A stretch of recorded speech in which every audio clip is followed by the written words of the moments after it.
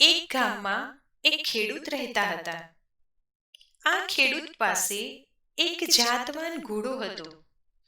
આખા પંથકમાં બધા એમના આ ઘોડાના વખાણ કરતા થાકતા નહોતા. કેટલાય ઘોડેસવારો આ ઘોડાના મોં માંગ્યા પૈસા આપવા તૈયાર હતા, પરંતુ ખેડૂત ઘોડો વેચવા માંગતો નહોતો, કારણ કે એ આ ઘોડાને ખૂબ પ્રેમ કરતો હતો. એક દિવસ સવારે જાગીને ખેડૂતે જોયું તો એનો ઘોડો ગાયબ હતો.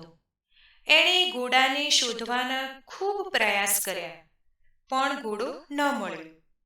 ગામના લોકોએ આ ખેડૂતને કહ્યું, ભાઈ, તમારા નસીબ ખરાબ કે જેથી તમારો આ જાતવાન ઘોડો ચોરાઈ ગયો. ત્યારે ખેડૂતે ગામ લોકોને કહ્યું કે મારા નસીબ ખરાબ છે કે સારા એ નક્કી કરનારો હું કે તમે કોણ? કુદરતના આયોજનને સમજી શકવા માટે આપણે કોઈ સક્ષમ નથી. ગામના લોકો તો અંદરો અંદર વાતો કરતા રહેતા કે આ ખેડૂતનું ચસકી ગયું છે, એનો ઘોડો જતો રહ્યો અને એના આઘાતમાં આવીને આવી વાતો કરે છે. થોડા દિવસ પછી આ ઘોડો જાતે જ પાછો આવ્યો અને એની સાથે બીજા 10 જંગલી ઘોડાને લાવ્યો. ગામ લોકોને જ્યારે આ વાતના સમાચાર મળ્યા એટલે તરત જ બધા ગામવાસીઓ ખેડૂતને મળવા આવ્યા અને કહ્યું, તમે તે દિવસે સાચું જ કહેતા હતા. તમારા નસીબ ખરાબ નથી પણ સારા છે, અને એટલે જ આ ઘોડો બીજા 10 ઘોડાઓને પોતાની સાથે લાવ્યો છે. ત્યારે ખેડૂતે કહ્યું, તમે હજુ મારી વાતને સમજી શક્યા નથી. આ ઘટના મારા નસીબ સારા છે એમ પણ ના કહી શકે, કે આ ઘટનાથી એવું સાબિત નથી થતું કે મારા નસીબ સારા છે. થોડા દિવસ બાદ નવા આવેલા જંગલી ઘોડાને તાલીમ આપતી વખતે ખેડૂતનો એકનો એક યુવાન દીકરો ઘોડા પરથી પડી ગયો અને એના હાથ પગ ભાંગી ગયા. ખેડૂતનો એકમાત્ર આધાર પથારીવશ થઈ ગયો. ગામના લોકોને ખબર પડી એટલે વળી પાછા ગામ લોકો ખબર કાઢવા આવ્યા અને કહેવા લાગ્યા, તમારી વાત બિલકુલ સાચી હતી. આ જંગલી ઘોડાઓ આવ્યા તે તમારા સારા નસીબ નહોતા. જો આ ઘોડા ના આવ્યા હોત તો તમારો દીકરો આજે સાવ સાજો હોત. તમારા નસીબ જ ખરાબ કે દીકરો ખાટલે પડ્યો.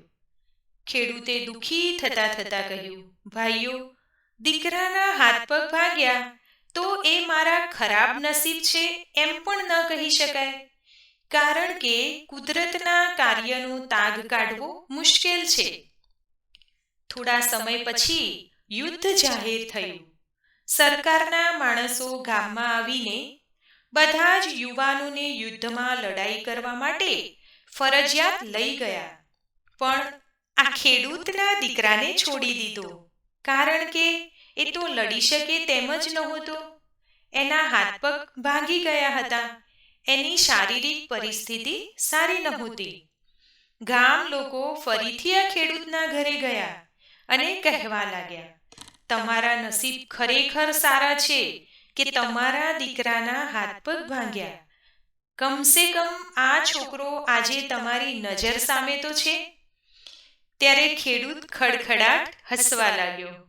મિત્રો, આપણે પણ કંઈક આપણા જીવનમાં આવું જ કરીએ છીએ.